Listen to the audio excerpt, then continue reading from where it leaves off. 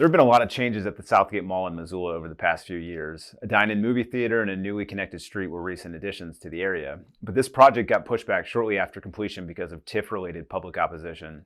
I'm Matt Malott with Sterling CRE Advisors. In the final part of our series on TIF funds, we're looking at a project that caught some heat. What happened around the Southgate Mall and why were people so upset about the involvement of TIF funds? Now, before we get started, it's important to note that here at Sterling CRE, we work on commercial sales and developments that involve TIF funds. From our experience, we know TIF projects aren't all good and they aren't all bad either. We also know the terminology around TIF can be murky. This series is meant to help clear up some of the confusion about TIF, first by simplifying some of the concepts and then by looking at some local case studies. The upgrades to the Southgate Mall area met a lot of the city's goals for a TIF project. Hundreds of jobs would be created. It would ultimately generate over $300,000 in annual tax revenue, and the surrounding neighborhood would have improved amenities. The city had also planned for an east-west street between Brooks and Reserve since the 90s, which would be accomplished with the mall's expansion plan.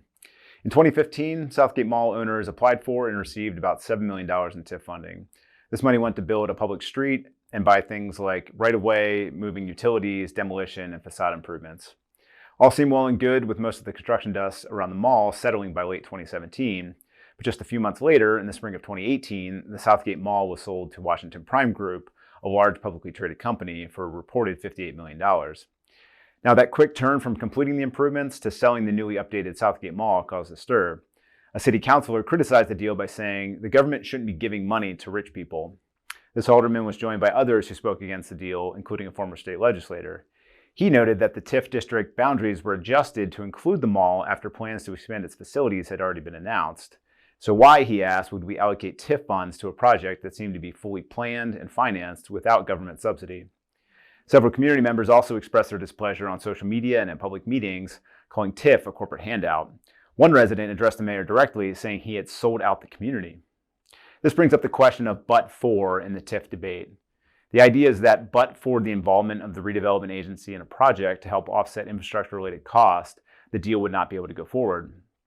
But in the case of the Southgate Mall, the argument was that the but for hurdle was not met.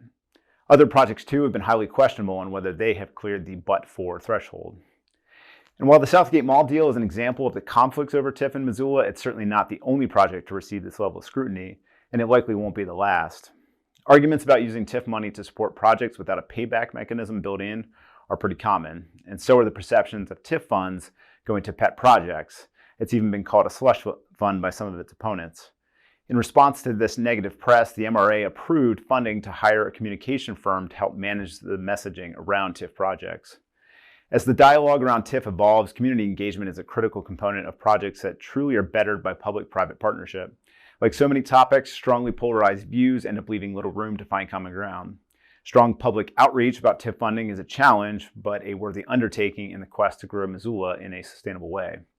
Thanks for watching How Does That Work? This wraps up our series on TIF funding. Let us know what you think by commenting below.